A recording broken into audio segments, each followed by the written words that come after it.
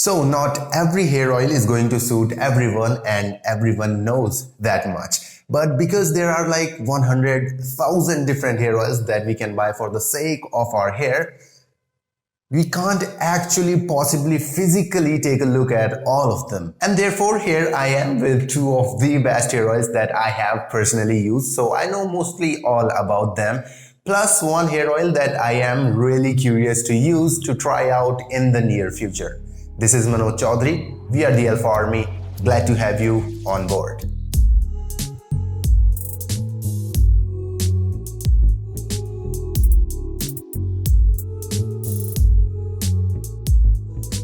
So first one on the list, we've got the hair oil that everyone have used at some point in their life or at least heard of.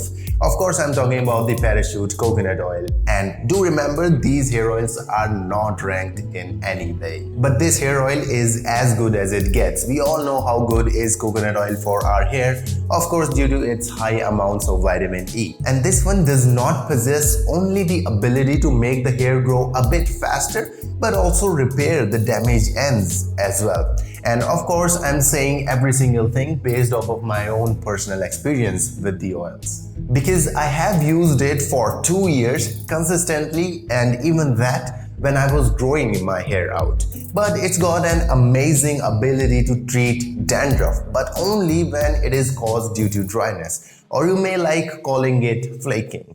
And all of this goodness of coconut oil at a price of around 125 for 300 ml. So if you don't apply a hair oil to your hair every single day, it should be easy to last for at least a year or so. But every single website on the internet had absolutely nothing to say about this coconut oil but one. This is 100% pure coconut oil without any added preservatives and no harmful chemicals. So I'm just gonna assume this is what it is. But as good as it is, there is a caveat. There just had to be one.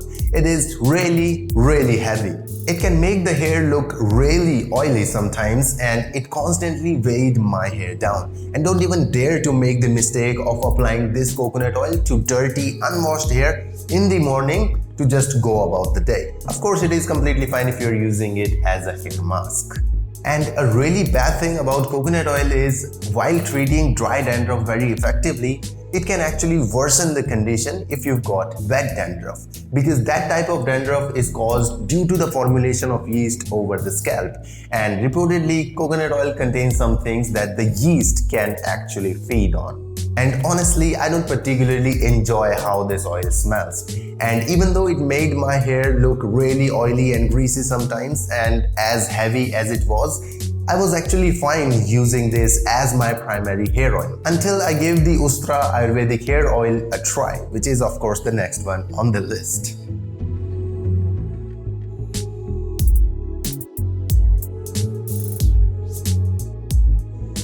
You know how much I love this one. It's been close to my heart ever since I used it for the first time months ago. And the best thing that I like about this oil over the coconut oil is the lightweight texture. Of course, how lightweight this oil is. And believe me, you won't understand in words when I say this oil is really lightweight. You have to try it for yourself in order to experience this fact. Because this was the main thing that made me switch to this oil from coconut oil initially. But after a while, I got to know that as lightweight as it is, it contains mostly everything required for hair growth, as well as for the purpose of repairing damaged hair. Of course, Ustraa Hair Growth Vitalizer is better in the hair growth department, but this oil is not exactly for hair growth, but for maintaining good hair nourishment, treating dry and damaged hair, and it can even control excess hair fall up to a certain point. While it is also effective in treating dandruff as well as lice.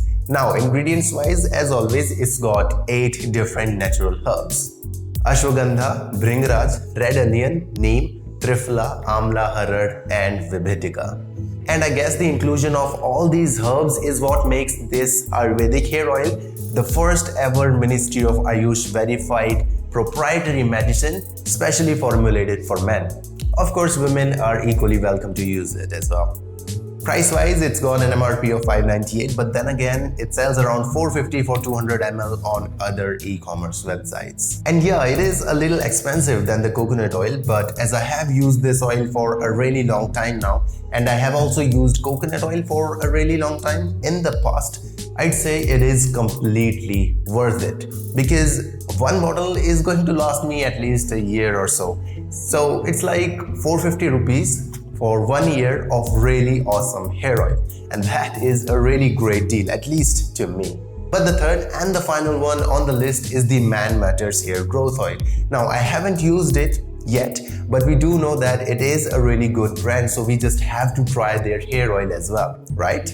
And there are some things about this hair oil that are really interesting to me. So it contains only 5 key ingredients, which include Bhringraj, Brahmi, onion and amla oil. And we are basically getting all of them plus some extras in the Ustraa hair oil, but the one ingredient that makes me curious is the shikakai oil, which we haven't seen in any other hair oil yet. And on the official website, it says it is a non-sticky light texture oil, which is good.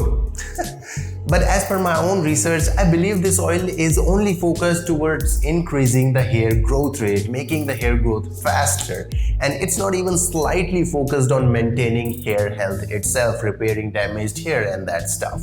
Unlike Ustraa hair oil, which is focused on both increasing the hair growth rate as well as maintaining the hair health. But I'd still like to try it someday. And if you learned something new or interesting today, a like to this video and a sub to the channel will be really appreciated, brother.